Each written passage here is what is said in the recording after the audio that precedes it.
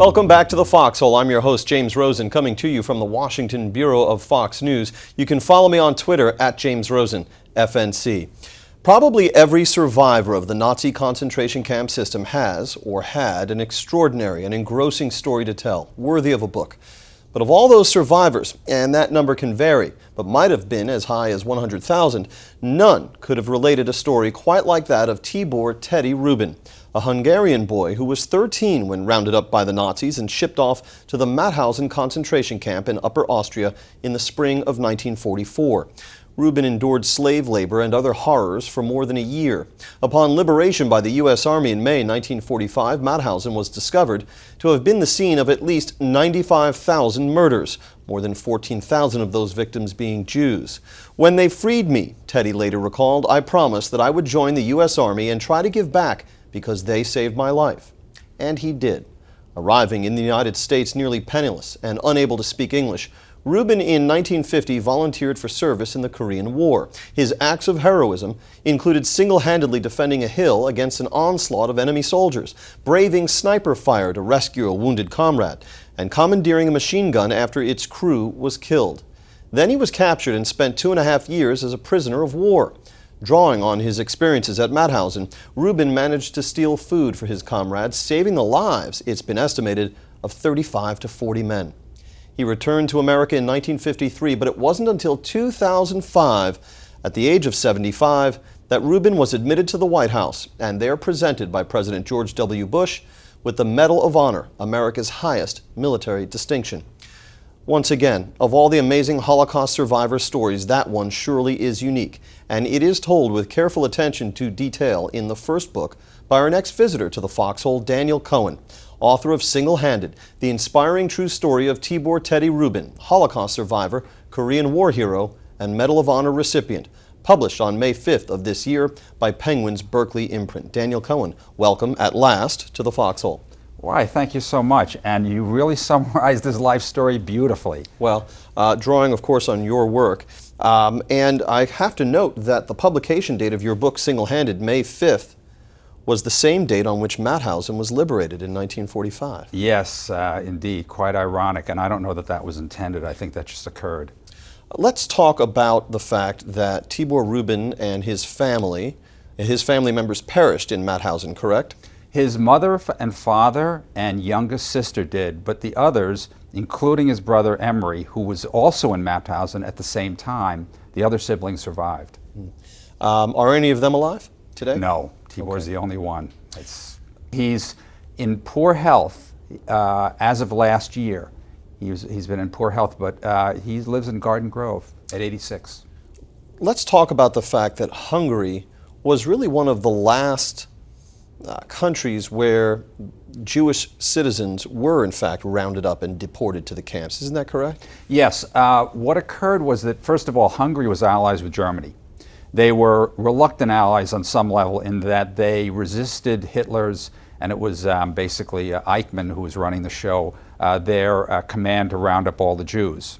Ultimately they did, however, and they did very efficiently in the spring of '44, when it was already a foregone conclusion that the Germans were losing the war. Where Mauthausen is concerned, it's listed as a concentration camp, but I believe there were gas chambers on the site, or its subcamps, correct? There was a small one in the basement of, it's a huge fortress. It's fascinating because it's so big and nobody ever escaped. And there is, as you mentioned, a small one that I think it could handle maybe 20 or 30 people, but basically they gassed POWs that were brought in under clandestine circumstances. They did not use it exclusively. They oddly enough had a mobile gas chamber when they moved people out. It was a vehicle. They had all sorts of ways of disposing of people they didn't like. But Mauthausen was not originally designed for Jews, but POWs and enemies of the state. As we mentioned in the introduction, 95,000 people were killed at Mauthausen, 14,000 of them Jews. What was Tibor Rubin's existence at Mauthausen like? Well, when Tibor was captured trying to cross the border into Switzerland, and when he was entered into the camp, he was one of very few children. Later, late in the spring of '45, As Hungarians swelled into the camp, there were many more children. But basically, he was considered a nothing. They didn't bother with him, and that's to some extent why he survived. And then for a large period of time, maybe 4 or 5 months, he was taken out of the camp to a work camp in a forest where he learned how to steal food from Nazis, basically. Did Tibor Reuben cooperate with you in the research for this book? Oh, absolutely. Tibor, I was lucky. Tibor lives 45 minutes from me. I spent 2 to 3 days a week at his house for a year and a half, just chatting. But not. The interviews took the form of discussions. We laughed a lot. Tibor's got a tremendous sense of humor, which I think comes across in the book. And it was like guys talking after the first few times. Were these sessions recorded? Absolutely. And did you transcribe them all? Like, how many hours are we talking No, about? you know what I did? I did some, but I took notes as we were talking. So if I needed to go over something, but you know what happens is if I would have done that, the book would have taken 6 or 7 years, and I knocked it out in about 2 or a little more, maybe 2.5. But I found that the process of, so people suggested all sorts of ways you can do that, but it's really time consuming, and then, I listened to a lot of it though. How many hours are we talking about? I think I've got about 40, but there were a handful of other witnesses, and some of those were 20 or 30 hours. There's a guy he was in the Camp 5 with in Korea, and I spent at least 20 hours with him on the phone. What do you plan to do with all those materials? Gee, I don't have any plans for them whatsoever except to preserve them. I can't think off the top of my head what one would do with them because I think the high points are all in the book. What made you decide to write about him? Had anyone written about him before this? No. A full book? No. It was a kind of convoluted series of coincidences, and I was introduced to him because somebody was vaguely interested in a screenplay, and I'd done a couple movies, so that was a possibility. But when I heard the facts and I read these letters written by the guys who he served with, these were men who were in Camp 5, who were on the battle lines. I hate to say this, they brought tears to my eyes. I mean, I was helpless because while these guys weren't scholars or writers, their stories were written in blood and tears. And it was just, I couldn't not write it after that. I mean, I wanted to write it when I first met him, and I had ideas about it, but those letters clinched it. Because this is your first book, and Yes. you had previously been a filmmaker, did you write this book with the idea that it might have the potential to become a film? Well, of course, his life, oddly enough, is in 3 acts. I had nothing to do with that. The first act, he's a kid, the Nazis get him. The second act, he's in the war.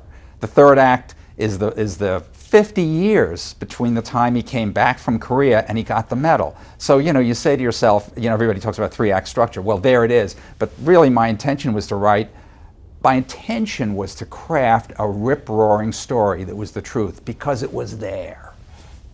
Our visitor to the Foxhole on this day is writer and filmmaker Daniel Cohen, author of Single-Handed, the inspiring true story of Tibor Teddy Rubin, Holocaust survivor, Korean War hero, and Medal of Honor recipient, published on May 5th by Penguin's Berkeley imprint.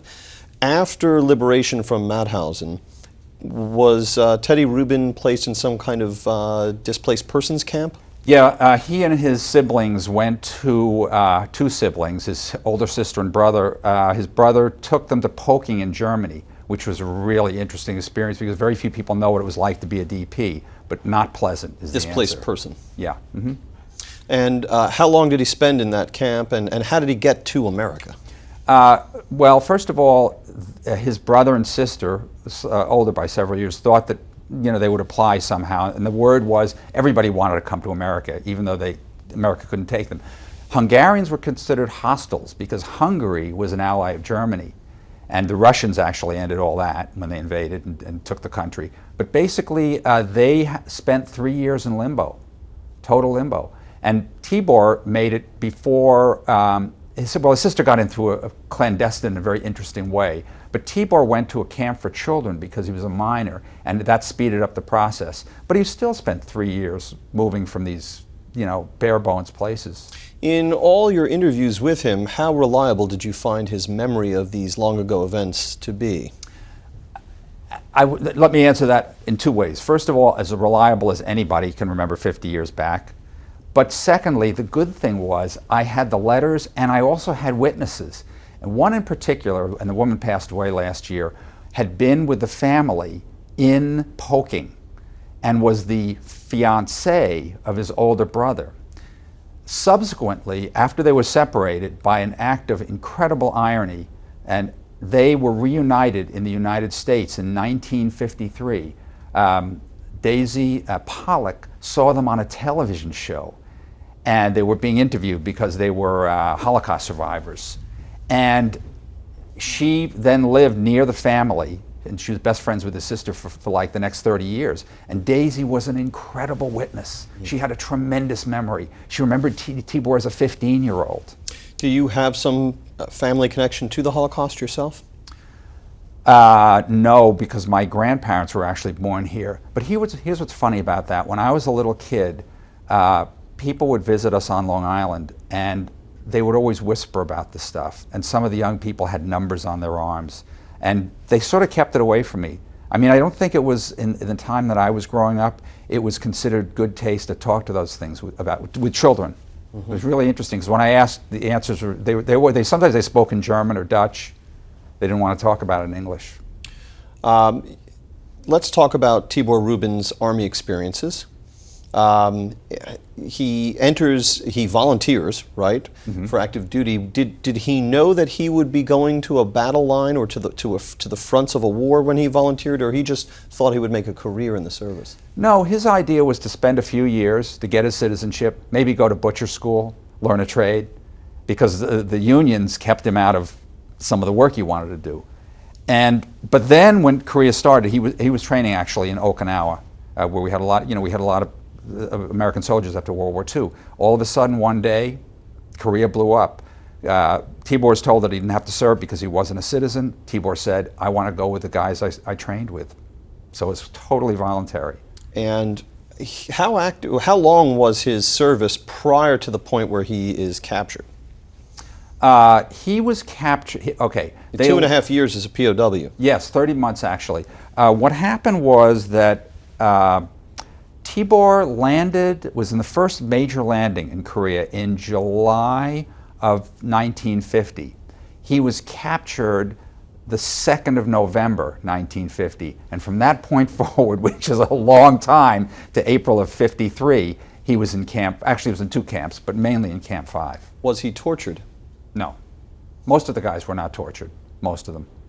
Did he, as a general principle, confide his Mauthausen experience to his buddies in the service, or did he generally conceal that from them? No, he talked about it a little bit, but the guys he served with, mainly from the South, had never, I don't think any of them had ever met a Jew before, and they thought he was a funny talking foreigner, actually, and they didn't dislike him. I mean, yes, his master sergeant hated him, but they were mildly curious. They didn't understand why he went off on Friday night to sing songs by himself. They didn't understand why he didn't go to services on Sunday.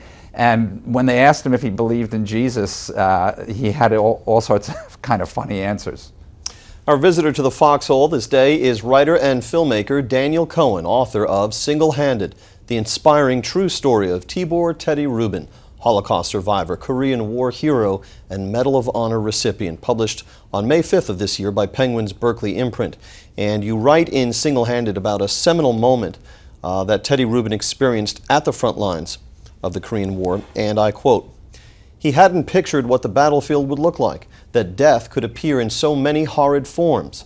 Up to that second, the entire experience had seemed fuzzy and distant, but now there were scores of bodies in front of him, some positioned like question marks, their dead eyes asking him why he had killed them. Tortured voices of the wounded called for water or their mothers, just like so many American GIs after they had been hit. Tibor's thoughts went to one of the central values of his faith. Long ago, he had been taught that the worst shame came from the vile deeds forced upon you by your enemies. You had reached the lowest point of existence when you struck back at those who struck at you. As Tibor faced the destruction that he had single-handedly visited on so many young people not so different from him, he felt the deep hurt of a failure that went beyond the personal and that violated the most sacred laws of God. Then he began to sob in a way that he had never before." That from page 143 of Single-Handed. What struck me as curious about that passage is that you tell us that he had not yet recognized until he came upon this scene in Korea that death could appear in so many horrid forms. And yet here was someone who had survived a concentration camp where 100,000 people died, where upon liberation people were as emaciated as you saw at Auschwitz or other places. And so I wondered, wouldn't Teddy Rubin indeed have seen death in so many horrid forms? Not exactly in that way, where these bodies were strewn all over the battlefield and that he was responsible for.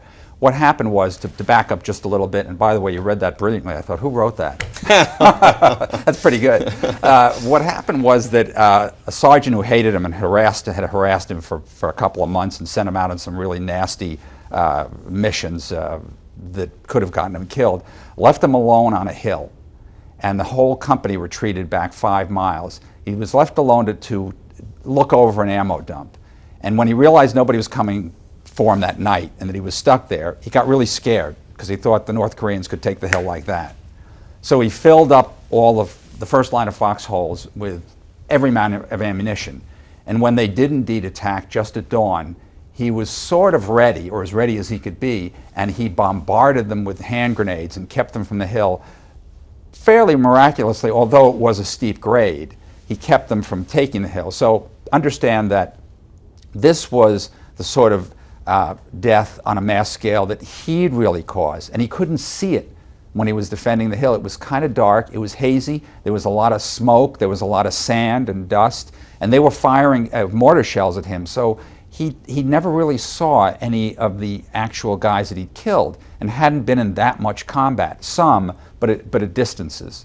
And even though this was combat, and even though he was a motivated joiner of the United States Army, he still regarded killing the enemy as a kind of transgression upon the laws of God, as you say? Well, you know, in the Jewish religion, one of the few things that I've learned over the years is, you know, during the high holidays, they remind you that the worst thing you could do, and there are a lot of bad things you can do, but the worst is to behave like your worst enemy. And that's what essentially happened here. And Tibor found himself in the untenable position of having acted as badly as his enemy, and maybe worse, because there's one of him and scores of them. Tibor Reuben is how old today? 86. 86. And how is his health? Not good, but he was in good health until about a year ago. Mm-hmm. I mean, good health. He had trouble walking. He'd been injured several times, and his injuries came back to haunt him. But he'd been pretty lucky. He outlived all his peers, most of the guys from Camp 5, and almost all the guys from his company. What did he do to earn a living upon return to the United States and for the rest of his working life? Well, it's interesting. I think when Tibor got out of all this and found himself alive and well, he spent 10 years basically enjoying himself and working as little as possible. And which is good work if you can get it. It is, but you know, you have to understand he had a lot of back pay, and he was considered disabled, at least partially, and he did work for his brother.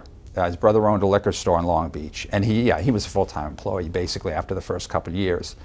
Did he ever contemplate writing his own memoir?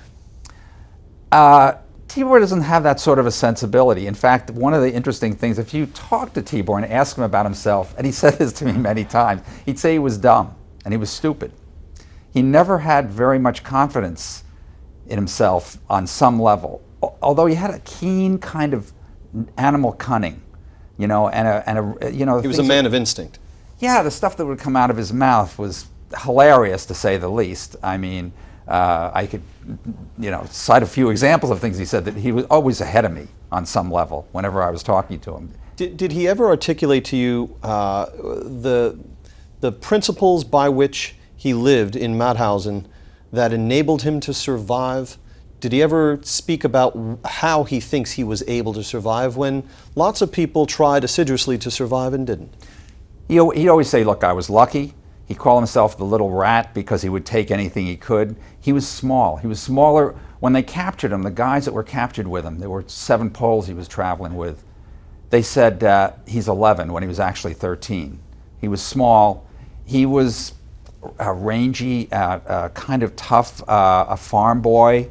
And did he do anything bad? He stole food whenever he could. At some point he said he would take it out of someone else's hand if he absolutely had to. But these guys, the seven Poles, looked after him for a while. As long as they could, they all perished. So, how long did you work on this book? You said 2 years? yeah, I guess the writing was about 2.5 years. What was the toughest part of this process, soup to nuts, for you? Well, everything is its challenge. I suppose, I don't want to say it's the hardest thing, but it's the thing I think you have to be aware of, that the writing has to be good. No matter how, the story is extraordinary and the writing has to, a novelist years ago, before I had any pretensions to writing anything, once told me that that writing a novel was a performance. And I had done some stand-up comedy, and when I started to think about those things, I realized that, on the page, you are actually performing for some audience, and that audience is the reader. You're engaging that person, and it's your responsibility to keep them engaged, or they close the book and do something else. You are previously a filmmaker and had done that for some number of years. How did that experience of making movies help, hurt, or otherwise affect your approach to storytelling in print? Well, they're so different. I mean, on some level, filmmaking is easier, but it's so hard to sell them because I was an indie. And breaking through, I had one successful film, a film called Diamond Men. But that's a challenge. I mean, you work in a team on a movie. You're not on your own. And you work with really the best craftsmen you can get your hands on, and you're a craftsman. But in the book, basically you're confronting yourself, and you're trying to do justice to this character and create a narrative out of his life, be truthful, and keep the reader interested. Will it become a movie? Boy, from your lips to God's ears, can I say that? I mean, I think it would make an amazing movie because his life is so extraordinary and so rich. I hope so. What little research expenditures are afforded the viewership of the Foxhole? Do not let us know whether the divinity is a viewer or not. But, okay. We'll put in have your hopes, though. The best word we can. Very good. What are you working on next? The screenplay. Of? From this book. I got that kind of about 2/3 drafted out. There are a couple of other things. Some, I wanted to write something that's fiction, but some nonfiction has come to my attention that may pan out. I don't know. It's a good question. What sort of epoch or? A current situation I ran into quite by accident. I was a party to something else that might end up being another nonfiction. But actually, I had every intention of writing a couple movies and trying to get a low-budget movie made. Lastly, and very quickly, the title, Single-Handed. Explain that to us. At the end of the day, Tibor was on his own. When he escaped from the prison camp numerous times to go find food, when he was on the hill, there were several other extraordinary incidences of heroism. They were his alone. And that's ultimately the theme that's tied into why he did all the things and how he did all the things. Our visitor to the Foxhole today has been writer and filmmaker Daniel Cohen, author of Single-Handed, the inspiring true story of Tibor Teddy Rubin, Holocaust survivor, Korean War hero, and Medal of Honor recipient, published last month by Penguin's Berkeley imprint. Thanks for visiting the Foxhole. We're grateful to have you here. We almost did this at the White House, but the White House was evacuated. It was a rare situation, so thank you, Daniel Cohen. That'll do it for this episode of the Foxhole. I'm your host, James Rosen, signing off from the Washington Bureau of Fox News. You can follow me on Twitter @JamesRosenFNC, and we will FNC you next time.